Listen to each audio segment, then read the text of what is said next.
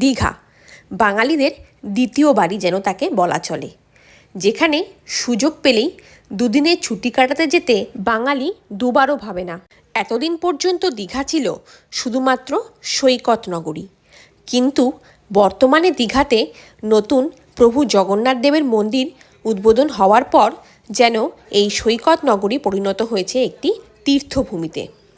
তাই এতদিন যেখানে শুধুমাত্র কিশোর কিশোরীদের ভিড়ই থাকতো তুলনায় বেশি, সেখানে এখন আবাল বৃদ্ধ বনিতা সকলেরই অন্তত একবার হলেও আগমন ঘটবে দীঘাতে প্রভু জগন্নাথ দেবের দর্শন পাওয়ার আশায়। আর সেই আশাতেই আমিও আমার ফ্যামিলি নিয়ে একদিন প্ল্যান করে বেরিয়ে পড়েছিলাম দীঘা দর্শনে। দিনটি ছিল 15ই আগস্ট, ভারতবর্ষের স্বাধীনতা দিবস। আর এই দিনেই আমরাও স্বাধীন ভারতবাসী মুক্ত পাখির মতো ডানা মেলে উড়ে গেছিলাম আমাদের গন্তব্যে।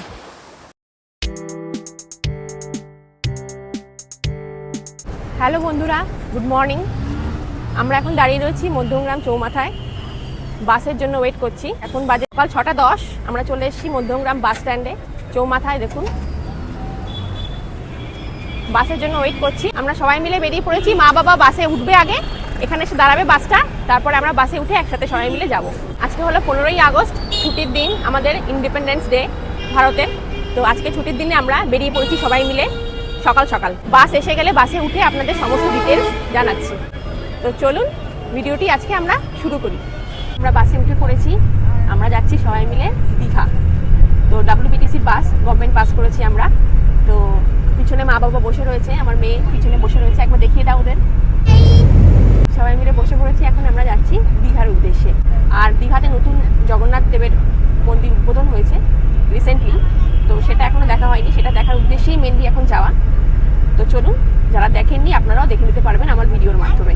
আমাদের এই বাসটা হচ্ছে WBTCর বাস, বারাসাত টু দীঘা, চাপাডালি থেকে ছেড়েছে। বাসটা একদম নিউ দীঘা অবধি যাবে। তো আমরা মা বাবা চাপাডালি থেকে উঠেছে, আমরা উঠেছি মধ্যমগ্রাম থেকে। তো পার হেড আমাদের ভাড়া পড়েছে 410 টাকা করে।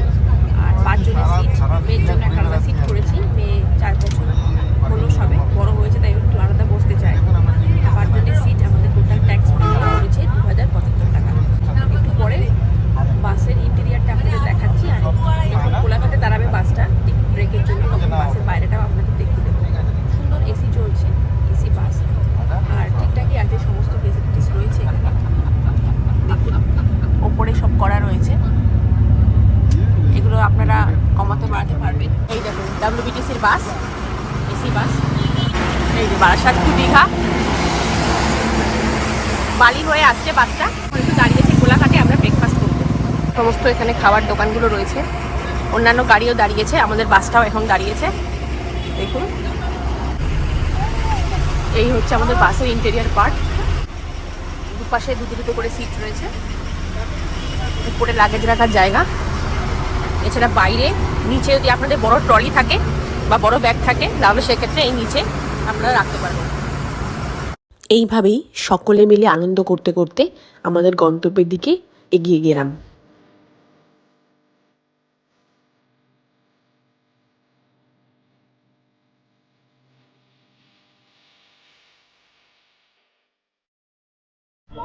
আমরা বাস থেকে নেমে গেছি, এখন আমরা যাচ্ছি হোটেলের দিকে। নিউ দীঘাতে আমাদের হোটেল, তো হোটেল আরুষ। তো সেখানে আমরা যাচ্ছি। টোটোতে মোটামুটি 10 মিনিট মতো লাগবে। তো এখন আমরা টোটোতে উঠে পড়েছি। পার হেড 30 টাকা করে বলছে ভাড়া হোটেল যেতে। তো আমরা এখন হোটেলে পৌঁছাই, তারপরে আপনাদের হোটেল ডিটেলসটা জানাচ্ছি। ওল্ড দীঘার কাছে নতুন একটা বাস স্ট্যান্ড তৈরি করা হয়েছে জগন্নাথ মন্দির উদ্বোধন হওয়ার পর, যেখান থেকে সরকারি এবং বেসরকারি সমস্ত বাসই আপনারা পেয়ে যাবেন। তো সেখানেই আমাদের বাসটা আমাদের নামিয়ে দিয়েছিল। এই হচ্ছে জগন্নাথ মন্দির, আমরা মন্দিরের পাশ দিয়ে যাচ্ছি এখন হোটেলে। এই পাশে সমুদ্র, ঝাউবন, তার ওপারে সমুদ্র রয়েছে। সবাই মিলে যাচ্ছি আমরা টোটোতে বসে। এই যে আমরা এসে গেছি আমাদের হোটেলে, হোটেল আরুষ, যেটা হচ্ছে দীঘার অমরাবতী পার্ক। দীঘার অমরাবতী পার্কের সামনেই, ওই দিকে একটু এগোলে অমরাবতী পার্ক, আর একটু এগিয়ে এসেই রয়েছে এই হোটেল আরুষ রিসেপশন। হোটেল আরুষে আমাদের এখন রুম দেয়নি, রুম দিচ্ছে। এটা ওদের ব্রেকফাস্ট, লাঞ্চ আর ডিনার টাইম।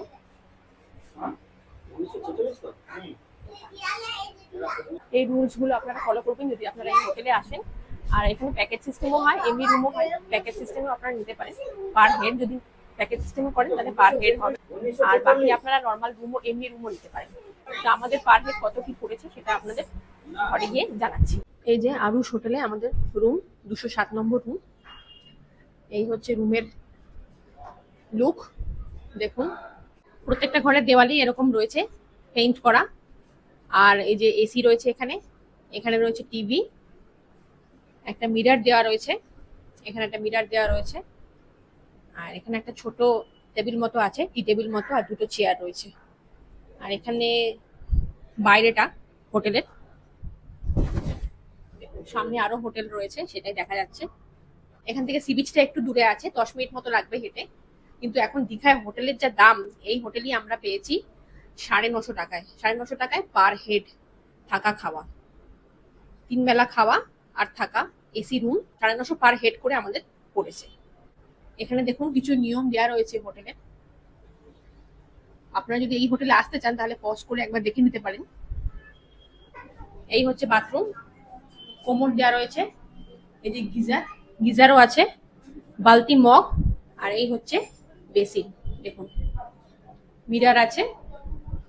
বাথরুমটা মোটামুটি, খুব বেশি বড় না আবার খুব বেশি ছোটও না। তো চলুন আমার মা বাবার রুমটাও আপনাদের একবার দেখিয়ে দিই। এই হচ্ছে আমাদের সেকেন্ড রুম, 206 নম্বর রুম, হোটেল আরুষে। এটা হচ্ছে মা বাবার রুম। একটা খাট পাতা রয়েছে, ডবল বেড, 3 জন শোয়া যাবে ভালো করে। সেম আমাদের মতনই, এই যে টিভি দেওয়া রয়েছে, এই হচ্ছে এসি, স্প্লিট এসি, আর এই দেওয়ালেও রয়েছে খুব সুন্দর পেইন্ট করা। আমরা যেহেতু উইকেন্ডে গেছিলাম তাই আমাদের প্যাকেজ সিস্টেমেই নিতে হয়েছিল, আর এসি রুম নিতে হয়েছিল, নর্মাল রুম ছিল না অ্যাভেলেবেল। এই হোটেলে প্রায় সব রুমেই এরকম ডাবল বেড সিস্টেম রয়েছে, শুধুমাত্র গ্রাউন্ড ফ্লোরে একটি রুম রয়েছে যেখানে আপনারা 8 জন একসাথে থাকতে পারবেন। টোটাল 4টে ফ্লোর রয়েছে এবং লিফট ফেসিলিটিও রয়েছে। দেখুন এখানে একটা মিরর রয়েছে, এই মিররের পিছনে একটা কাভার্ড মতো করা রয়েছে, আপনাদের একবার দেখাই খুলে। এই যে অল্প একটু জায়গা, মানে আপনারা যদি ব্যাগ ট্যাগ এনে এখানে রাখতে পারেন। এরপর আমরা ফ্রেশ হয়ে চলে গিয়েছিলাম হোটেলের কমপ্লিমেন্টারি লাঞ্চ করার জন্য। হোটেলের লাঞ্চের মেনু হচ্ছে ডাল, ভাত, আলু ভাজা, পাঁপড় ভাজা, পটল আর আলুর তরকারি, আর রুই মাছের ঝোল, আর পরে দেবে চাটনি। লাঞ্চ করে একটু রেস্ট নিয়ে আমরা সন্ধ্যেবেলা বেরিয়ে পড়েছিলাম মন্দির দেখার গুড উদ্দেশ্যে। ইভিনিং বন্ধুরা, আমরা বেরিয়ে পড়েছি এখন। দুপুরবেলা একটু রেস্ট নিয়েছিলাম, ঘুমিয়েছিলাম, তারপরে এখন রেডি হয়ে বেরিয়ে পড়েছি। আমরা মন্দিরে যাব এখন সবাই মিলে। জগন্নাথ ধাম, দীঘায় যে নতুন হয়েছে জগন্নাথ মন্দির, শ্রী জগন্নাথ দেবের মন্দির, সেটাই এখন আমরা দেখতে যাচ্ছি সবাই মিলে। হোটেল থেকে বেরিয়েছি, এখন হেঁটে মেন রোডে যাব, সেখান থেকে আমরা টোটোয় উঠে মন্দিরের সামনে নামবো। তো সন্ধ্যেবেলা জগন্নাথ মন্দিরটা দেখতে কিরকম লাগে সেটা একবার দেখে আসি। দেখেছি ভিডিওতে, খুব সুন্দর করে আলো দিয়ে সাজানো থাকে, তো একবার দেখে আসি আর আপনাদেরও দেখাবো। চলুন আমরা যাই।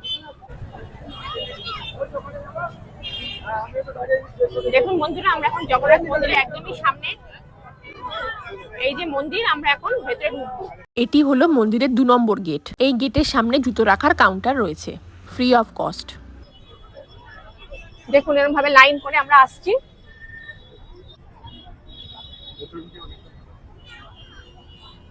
মা আর মেয়ে সামনে যাচ্ছে, আমরা রয়েছি পিছনে। এখন আমরা গেট দিয়ে ঢুকবো। এই 2 নম্বর গেট দিয়ে এন্ট্রি করতে গেলে কিন্তু আপনাদের জুতো অনেক আগেই খুলে অনেকটা হেঁটে মন্দিরের দিকে যেতে হবে। তাই যারা বয়স্ক মানুষ রয়েছেন, পায়ে ব্যথা রয়েছে, তারা কিন্তু 6 নম্বর গেট দিয়ে প্রবেশ করবেন। 6 নম্বর গেটের সামনে ডালা আর্কেড থেকে শুরু করে জুতো রাখার কাউন্টার এবং পার্কিং সমস্ত কিছুই কাছে রয়েছে। দেখুন বন্ধুরা, এটা হচ্ছে মেন গেট, এই যে জগন্নাথ ধাম। এই গেট দিয়ে এন্ট্রি করতে হবে আমাদের। গেটটা দেখুন কতটা সুন্দরভাবে সাজানো।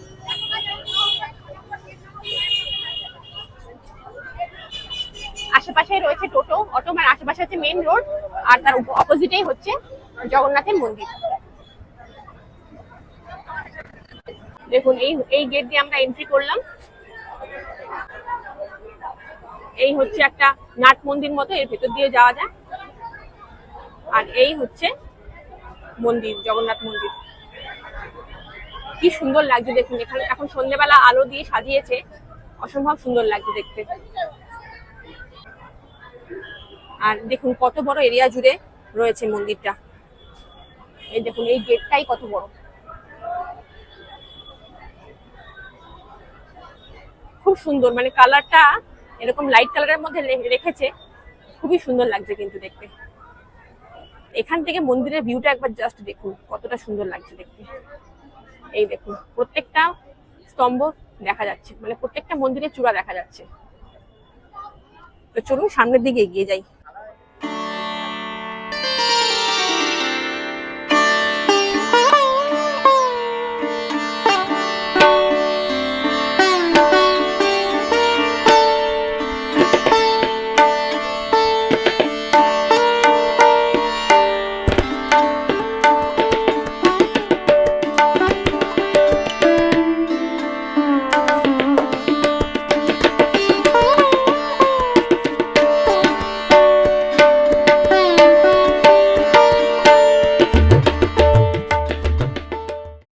এই জগন্নাথ মন্দির খোলার টাইম হচ্ছে সকাল 5:30, আর সেটা দুপুরবেলা আবার 12টার সময় বন্ধ করা হয়, ঠাকুরকে ভোগ দেওয়া হয় খেতে, এবং তারপর আবার বিকালবেলা 3:30 থেকে ওপেন হয় এবং খোলা থাকে রাত 8টা পর্যন্ত।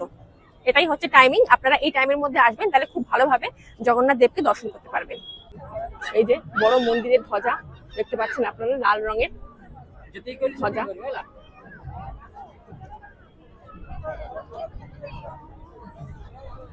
ওই যে আমরা মেন গেট দিয়ে ঢুকে এলাম, এটা হচ্ছে মেন গেট, পিছনটা দেখুন, আর সামনের দিকে এতটা হেঁটে এসে এই হচ্ছে মূল মন্দির।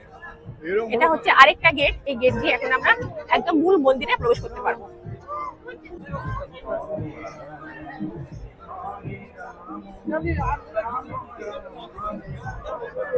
পরের দিন দিনের বেলাতেও আমরা এই জগন্নাথ মন্দির দেখতে এসেছিলাম, তাই দিনের আলোয় এই মেন গেটটি কেমন লাগছে আপনাদের একবার দেখাই।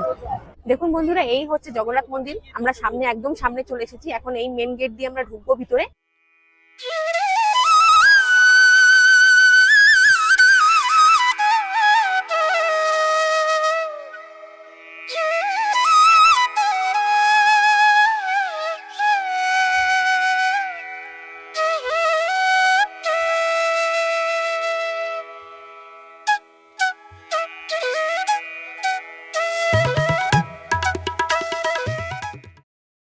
আর এইদিকে দেখুন বাদিকে 3টে রথ রাখা রয়েছে। রথের সময় এই রথগুলোই টানা হয়েছিল, জগন্নাথ, বলরাম এবং সুভদ্রা বসেছিলেন এই রথেই। এই রথগুলো এখানে সাজানো রয়েছে। প্রতি বছর মনে হয় এই রথেই ওনারা মাসি বাড়ি যাবেন। আর এখন আমরা মন্দিরে ঢুকবো। তো চলুন, কতটা কি ক্যামেরা অ্যালাউ আছে কতদূর পর্যন্তই আপনাদের দেখাতে পারবো, আর আমিও দেখব। ওটা হচ্ছে 2 নম্বর গেট। ওই গেট দিয়ে আমরা সন্ধ্যাবেলা এসেছিলাম কালকে, আর আজকে আমরা এলাম 6 নম্বর গেট, যেটা হচ্ছে ওইখানে আমরা একদম সামনেই জুতো রাখার জায়গা, জুতো রেখে আমরা ডালা, গেট থেকে ডালা নিয়ে ভেতরে ঢুকে এলাম। এই গেটটা হচ্ছে সব থেকে সামনে মন্দিরে। তো আপনারা যখন আসবেন 6 নম্বর গেট দিয়ে কিন্তু আসতে পারেন। দেখুন বন্ধুরা, এইখান দিয়ে এই 3টে মন্দির, 4টে মন্দির একসাথে দেখা যাচ্ছে। এই জায়গাটা খুবই সুন্দর লাগছে দেখতে। কিন্তু এটা হচ্ছে গরুর স্তম্ভ, গরুর দেবতার স্তম্ভ এটা। দেখুন বন্ধুরা, আমরা এই গেট দিয়ে ভেতরে ঢুকে এলাম। ভেতরে ঢুকে আরেকটা গেট রয়েছে এখানে, এটা হচ্ছে আরেকটা গেট।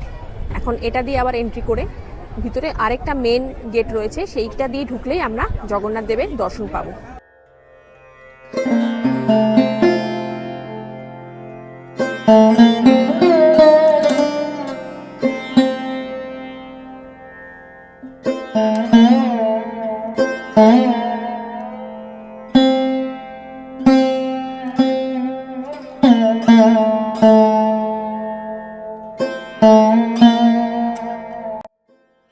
মন্দিরটি নির্মাণে রাজস্থানের বংশী পাহাড়ের বিখ্যাত বেলে পাথর ব্যবহার করা হয়েছে এবং মন্দিরের মেঝে নির্মাণে ভিয়েতনামের মার্বেল ইউজ করা হয়েছে।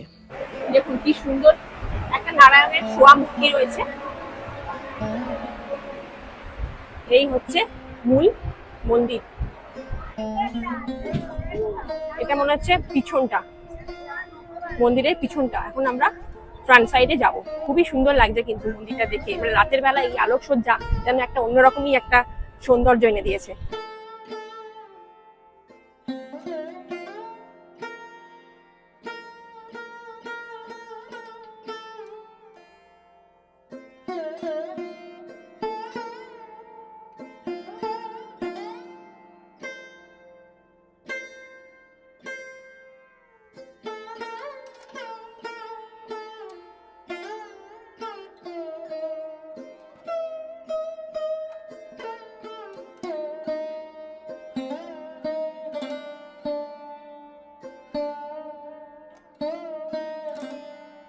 বন্ধুরা আমরা এখন বেরিয়ে এলাম জগন্নাথ মন্দির দর্শন করে। ভেতরে ক্যামেরার অ্যালাউ নেই তাই আপনাদের দেখাতে পারলাম না। তো যাই হোক, বাইরেটাই দেখুন, মন্দিরের বাইরের স্ট্রাকচারটাও একবার দেখুন কতটা সুন্দর লাগছে দেখতে।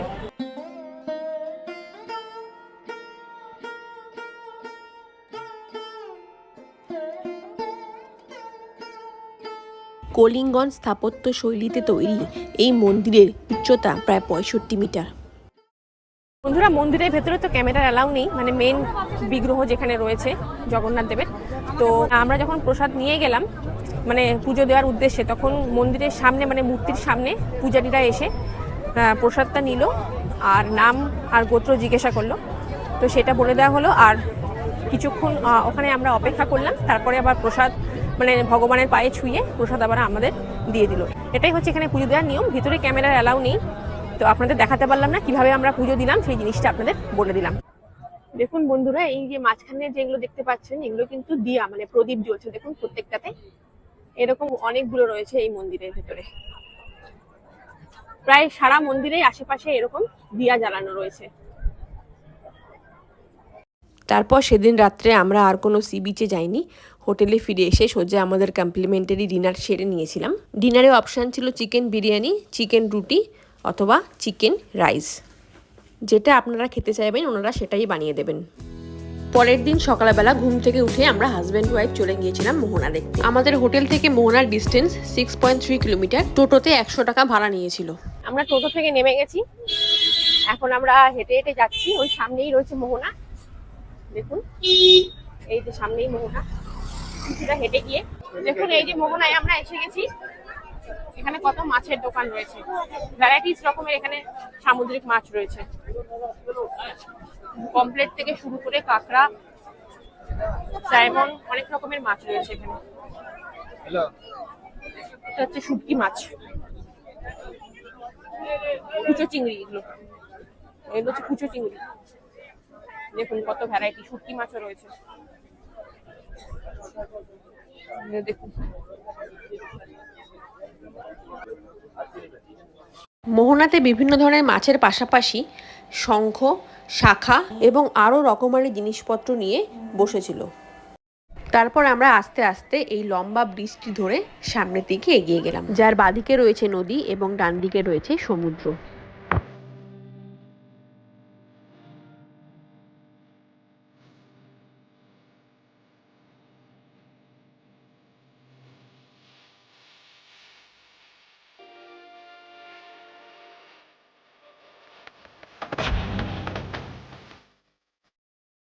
দেখুন আমরা এসে গেছি দীঘা মোহনায়। দেখুন ওইখানে সমুদ্র, এখন আমরা যাব সমুদ্রের কাছে। আর আশেপাশে দেখুন অনেক দোকান রয়েছে, সকালবেলা ডাবের দোকান, ওদিকে ব্রেকফাস্টের দোকান, অনেক কিছু রয়েছে। আর এইদিকের এই লম্বা যে ব্রিজটা, ওই ব্রিজটা দিয়ে আমরা এলাম। ওই ব্রিজটা অনেকটা লম্বা, একদম অত অব্দি গেছে, ওইখান থেকে শুরু করে একদম অত অব্দি গেছে।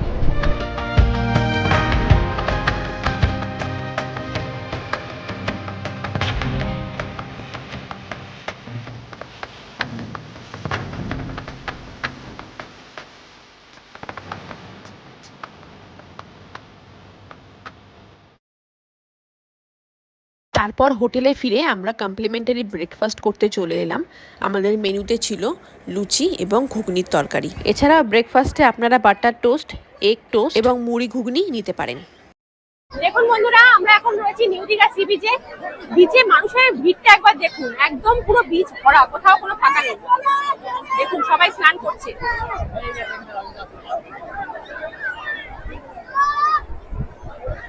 অল্প অল্প বৃষ্টিও পড়ছে। অসংখ্য মানুষ এসেছে এখন। আজকে হচ্ছে জন্মাষ্টমী, ছুটির দিন। কালকে ছিল 15ই আগস্ট, দুদিন ধরে ছুটি, আর কালকে রয়েছে সানডে। 3 দিনের ছুটিতে সবাই যেন দীঘায় চলে এসেছে এই ছুটিটা এনজয় করতে। আর কত মানুষ, ওই বিচটা ওখানে রয়েছে, ওখান দিয়ে কত মানুষ রয়েছে, জলে নামছে, স্নান করছে। আর এখন জোয়ার বাড়ছে, আস্তে আস্তে জোয়ার হয়েছে, জলের পরিমাণ আরো বেড়ে চলেছে। তো এখন আমরা এই বিচের পাশে বসেই এনজয় করছি। হাওয়াও দিচ্ছে, সমুদ্রের ধারে তো আপনারা জানেন যে কত সুন্দর হাওয়া দেয়। এরপর আমরা হোটেলে ফিরে লাঞ্চ সেরে একটু রেস্ট নিয়ে আবার বিকালে বেরিয়ে পড়েছিলাম ওল্ড দীঘা সি বিচ দেখতে। আমরা এখন এসে গেছি ওল্ড দীঘা সি বিচের সামনে। দেখুন এখানে একটা সুন্দর বাচ্চাদের পার্ক করা রয়েছে, সুন্দর একটা পার্ক রয়েছে। আর পার্কের অপোজিটেই রয়েছে সমুদ্র। এই দেখুন সন্ধেবেলা হয়ে এসছে, আমরা নেমেছি। এখানে দেখুন সব বসার জায়গা রয়েছে, এই হচ্ছে সব বসার জায়গা। চা কফি স্ন্যাক্স আপনারা এখানে বসেই এনজয় করতে পারবেন সমুদ্রের ধারে। আর একটু আমরা এগিয়ে দেখছি এখানটা, এখন যেহেতু জোয়ার চলছে বালি আমরা পাবো না। কাল সকালবেলা আমরা উদয়পুর বিচে যাব। উদয়পুর বিচে গিয়ে ওখানে যখন ভাটা থাকবে তখন আমরা ওখানে বালিতে মেয়েকে নিয়ে যেতে পারবো আর একটু জলের সাথে খেলতেও পারবো। এই যে মেয়ে আর পাপা যাচ্ছে জলে। ওইদিকে দেখুন সব বোল্টার করা রয়েছে, অনেকে দেখতে স্নানও করছে দূরে। এই যে দূরে স্নান করছে অনেকে। আমরা দেখি হাঁটতে হাঁটতে কোন পাশটা যাই। দেখুন অনেক মানুষ এখানে বসে রয়েছে বিকালবেলা সমুদ্রের ধারে। তো চলুন বন্ধুরা, পাখির চোখে ওল্ড দীঘা সি বিচকে একবার দেখে নেওয়া যাক।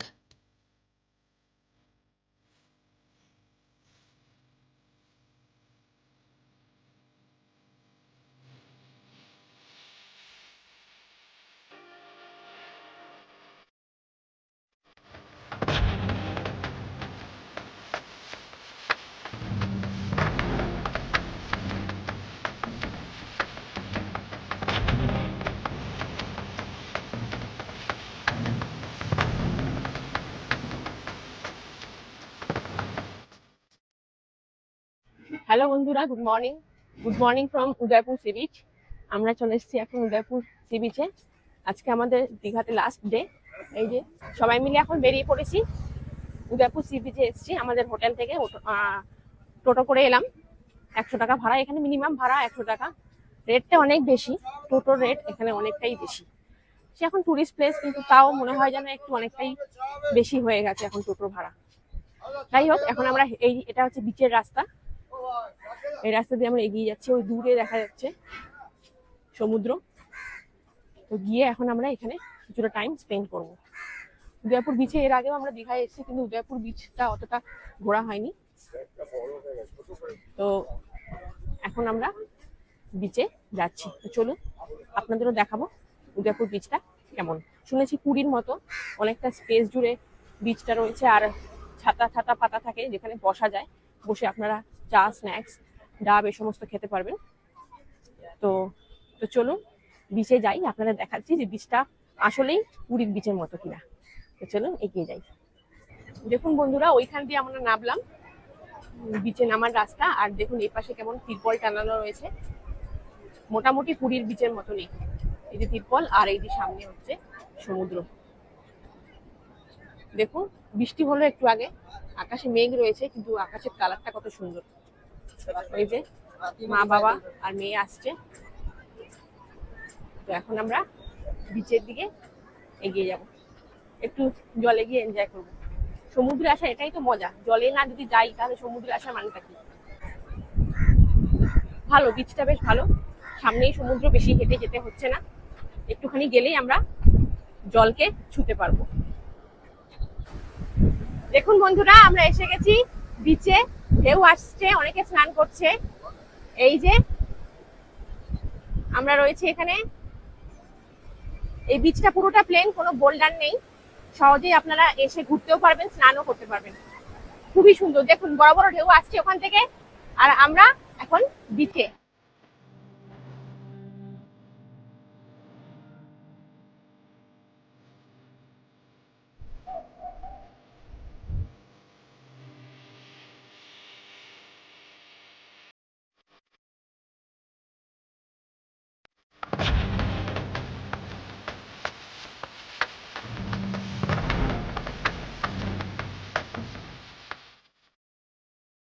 আমরা এখন হোটেল থেকে চেক আউট করে নিলাম। চেক আউট করে আমরা যাচ্ছি এখন দীঘা রেল স্টেশনে। স্টেশনের অপোজিটে যে বাস, গভর্নমেন্ট বাসের যে ডিপো রয়েছে, ওই ডিপো থেকে আমাদের বাস ছাড়বে। তো আমরা এখন যাচ্ছি স্টেশনে। যদি কোনো ক্লক রুম থাকে ওখানে আমাদের মালপত্র রেখে আমরা লাঞ্চ করে নেবো। আমাদের বাসের টাইম হচ্ছে 2:20। তো তার মধ্যে চলে এসে আমরা বাসে উঠে পড়বো ওখান থেকে, আর চলে যাব বাড়ির উদ্দেশ্যে। দীঘা রেল স্টেশন চলে এসে আমরা ঢুকে পড়লাম এখানকার এসি ওয়েটিং লাউঞ্জে, যেখানে আপনারা প্রতি ঘন্টায় পার হেড মাত্র 30 টাকা দিলেই এখানে বিশ্রাম করতে পারবেন বসে। এখানে আমরা ঘন্টাখানেক মতো বিশ্রাম করে তারপরে চলে গিয়েছিলাম লাঞ্চ করতে, আমাদের লাগেজগুলো এখানেই রেখে দিয়ে। বন্ধুরা আমরা এখন এসি লাউঞ্জ থেকে বেরিয়ে লাঞ্চ করতে চলে এসেছি। তো এর পাশেই মানে রেলের যে ওয়েটিং রুম প্রিমিয়াম লাউঞ্জ রয়েছে, সেখানে তার উল্টো দিকে একটা রেল কোচ রেস্টুরেন্ট বলে একটা রেস্টুরেন্ট রয়েছে দীঘার। ওটা দেখতে অনেকটা মানে বাইরের ইন্টেরিয়ারটা অনেকটা রেলের একটা কামরার মতো। এটা একটা ডিকমিশন রেলওয়ে কোচ, মানে যখন এটা বাতিল হয়ে গেছে তখন এটা রেস্টুরেন্ট হিসাবে তৈরি করা হয়েছে। উপরে আমরা উঠে যাচ্ছি, এই হচ্ছে গেট, এই গেট দিয়ে আমরা ঢুকবো। দেখুন বন্ধুরা, ভেতরের ইন্টেরিয়ারটা কতটা সুন্দর, একটা রেলের এসি কামরা যেমন হয়ে থাকে ঠিক সেরকম দেখতে ছিল। সবাই এখানে বসেছে, এখন আমরা এখানে বসে লাঞ্চ করছি। এরপর আমরা মেনু কার্ড দেখে আমাদের জন্য লাঞ্চ অর্ডার করে দিয়েছিলাম এবং সবাই আমরা ফিশ মিল নিয়েছিলাম। খাবারের টেস্টও ছিল কিন্তু অত্যন্ত সুন্দর এবং পরিমাণও ছিল খুব ভালো।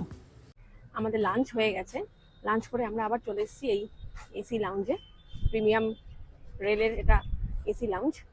এখান থেকেই আমরা এখন সব লাগেজ নিয়ে বেরিয়ে পড়বো। এই যে গেটটা দেখতে পাচ্ছেন দীঘা লেখা, ওর ঠিক অপোজিটেই রয়েছে আমাদের বাসের ডিপো। ওখান থেকে আমরা বাস ধরে যাব আমাদের বাড়ির উদ্দেশ্যে।